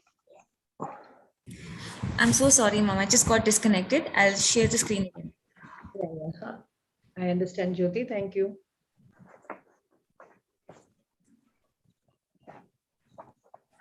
There she is, sir. आ गया, sir. Yeah. So Saraswati, I have told she sits squatted. Manuscript is there. Inscription says Saraswati. Jain context is clear. And more important, social context, I have shown that Iron Smith lady has installed this image, carved this image. But another social context is that the inscription says this image of Saraswati was carved and installed for Sabvajan Hita Sukhaya. This image of Saraswati was carved for the welfare and happiness of all, ALL. This is the beauty. This was the social context and this was the social broadness of thinking during those remote times. अभी आज हम कहते हैं अरे ये तो जैन सरस्वती हमने जैनों के लिए बनाया, बौद्धों के लिए बनाया. अरे नहीं, ये तो वैष्णव है, वैष्णव शैव में कॉन्फ्लिक्ट है. So open they were, and they were open in the context of ekam sat viprah bahudah vadanti, Rigved. The truth is one, the ultimate one is one, the God is one. He is to be seen, he is to be named, called by different names in different forms. Rupam rupam pratirupo babhuva. So the basic spirit they have got, which comes from the time of the Rig Veda or the Vedic times, which was inherited, which was the main spirit of Indian culture, the oneness. Now we have lost. In 21st century, we have lost it completely. So just see the spirit. This is very important. They do not say that this image of Saraswati was caused to be installed for the welfare and happiness of the Jainas. This is to be understood. Next, please.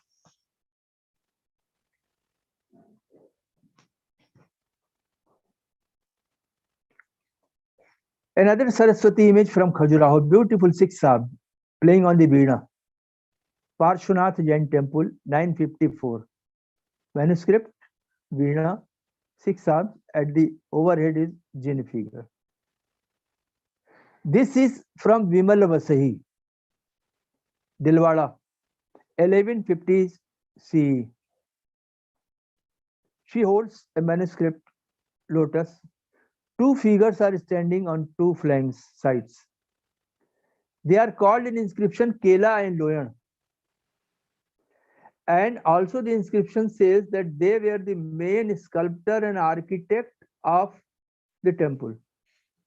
This is important. That Saraswati, this is the progression. I will tell you with every figure. But here I will explain. Saraswati starts as the goddess of wisdom.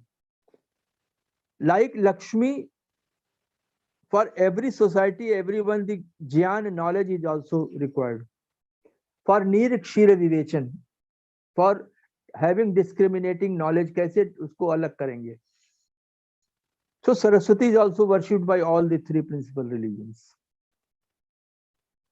Then Saraswati becomes, along with the goddess of wisdom, Jnana की देवी के साथ, she also becomes the presiding goddess of music, and then the lute or veena is provided.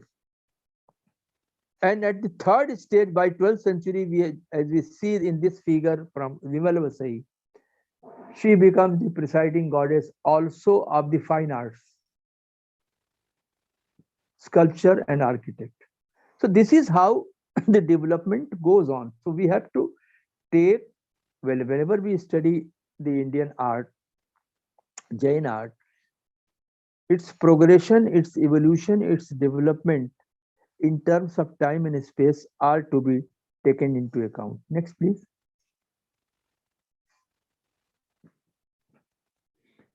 One of the best, most magnificent, who says no aesthetic sense? You see, so beautiful. Marble from Bikaner Pallu. This image is in the National Museum. Manuscript, water vessel, Varad, and here small Hans. So beautiful. How does she stand? The posture, the entire body, the ornaments. One of the most magnificent creation of Indian art. And of course, the best Saraswati image of Indian tradition. Next, please. It is in the National Museum, 11th century. Lakshmi. She sits, it comes from Dilwara Jain temple. Lotus, and inside lotus, two elephants. She must be called Abhishek Lakshmi or Shri. In Jain context, it is said Shri. So Abhishek Lakshmi, who is to be illustrated by two elephants. And here is the elephant-headed Ganesh. So Ganesh was also incorporated in Jain context. It comes from Osia in Rajasthan. So this sharing, vigorous sharing was going on. So therefore, we can never make study in isolation of any art. Let it be religious art, but not in isolation. So holistic, overlapping and sharing context must be there if we really want to do justice to the study of art. Next. And through art, we can reach and know better the philosophy and the religion. Yes, on Parshvanath Jain temple, the Anjana is there. You have seen this figure, colorium. Balaram Revati, you have seen this much, you have seen. And here comes Lakshmi Narayan, Vishnu, Lakshmi. On Parshvanath Jain temple of Khajuraho, 954. Actually, the temple was dedicated to Adinath. So it should be called Adinath Jain temple. In case of several temples in India, we know that they are misnomer. Their names should be corrected. They were dedicated not to what they are called or they are known or they are written. Next.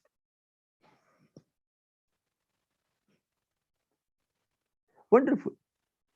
On Parshvanath Jain temple, we have the figure of Ram, Sita, holding a long arrow, quiver, and here a small figure of Hanuman standing. Hanuman is Bhakti Murti, embodiment of Bhakti. And in Bhakti, one becomes smaller and smaller and smaller. And the way one gets smaller and smaller, he becomes larger, greater, greater and greater. लघुता में ही उसकी विशालता हो जाती है. भक्ति भक्त को बड़ा बना देता है. और therefore Ram, you see, is just blessing in such a moved and realistic way to Hanuman by putting his open palm over the head of Hanuman. And here you have seen this figure, Kam and Rati, Kam holding a bow of sugarcane and 5 arrows made of flowers. I have explained why. Next, symbolism is there. Vaishnav sharing was more favored in Jain context. Not only as we find that with Neminad, Balram and Vasudeva, Krishna or Vishnu was shown, but here you see from Dilwara Jain temple, the scene of Holi could be seen. Vimal Vasahi, 1150.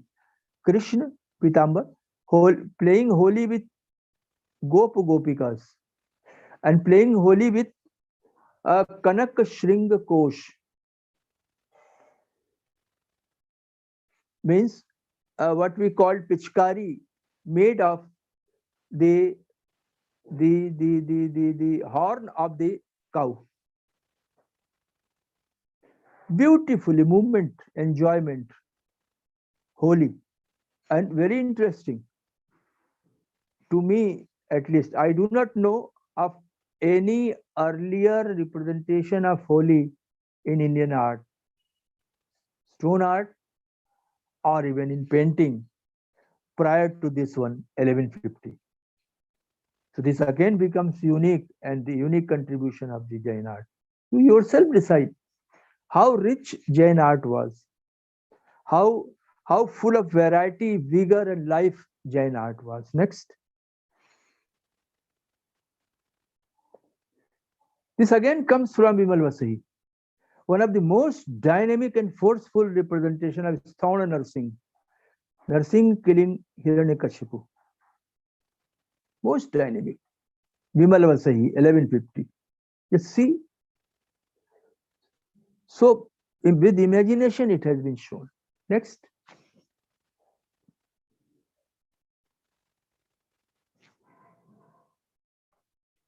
Tritirthi. Either 1, 2, 3 jinas were carved, Tritirthi called. You just find the sharing. Even in Brahmanical context, Brahma, Vishnu, Shiv, Trimurti, in such form, yet Tritirthi in Jain context, sharing. But here you find 2 jinas and one being Bahubali. Bahubali, because of his deep austerity and renunciation and ahimsa,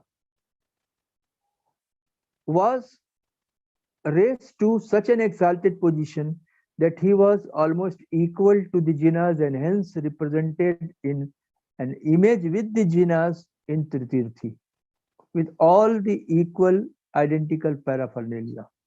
So this was the beauty. Here, this is the innovation on the part of the artist. Nowhere in the text it is mentioned. So our Jainas were not merely conservative. They were making innovations keeping respect for the spirit of the Jainism. Next.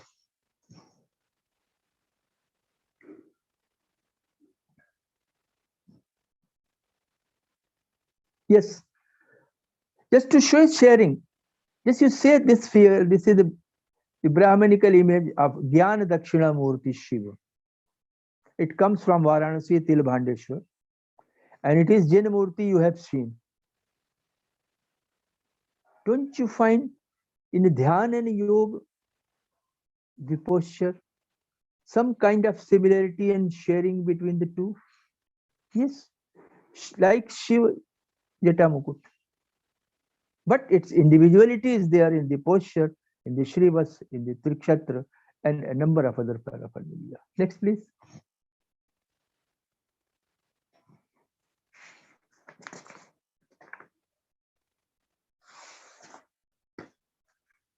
Yes, I have shown the architecture. This is Ellora. This is Shravan Belgol, Chandragiri. This is Shatrunjay. Cluster of Jain temples. I do not. But amazing, unimaginable, and just just I just bow to their deep devotion. Just you see the space and the number of Jain temples. Shatrunjay is also a place where everyone Jain wish that he should once visit Shatrunjay in Bhavnagar, Gujarat. Next.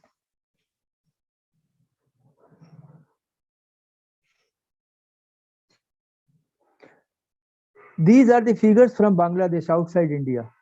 Earlier it was part of India, but now we should say for Pakistan and Bangladesh outside India.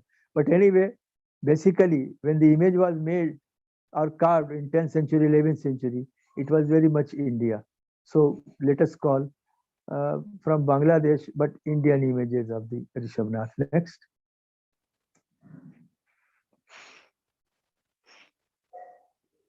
Yes. On Jain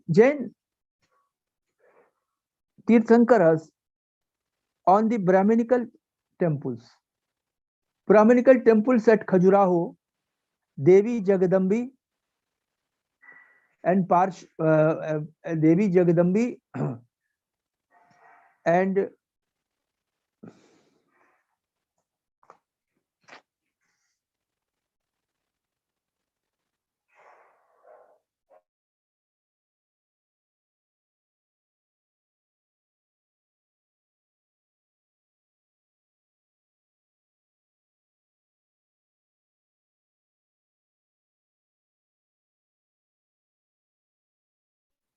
yes, Devi Jagadambi and Vishwanath temple, and also a temple which was excavated and was found in Bij Mandal area, Shiv temple, means at 3 places, in Osia Surya temple, Rajasthan, in Mukteshwar temple, Bhubaneswar, and also in Karnataka, the place is known as Sringeri, Vidya Shankar temple. So these are few examples where on Brahminical Jain temples we find the Jain images. So the sharing was there, a holistic perspective should be there, the points of commonality should be taken into account, and Jainas have taken lead in several points, giving the earliest cult image, which was of the Jainas, earliest Saraswati image, and also no monotony in art and rich in aesthetic sense. So this was in brief I wanted to communicate. Now I am running out of time. So therefore I conclude and thank you all for listening to me. Thank you. So do we have time for questions or no time, sir? नहीं ठीक है कर लें question कर लें. Anybody who has a question, something important to say, ask, respond. Wonderful lecture, sir. Wonderful.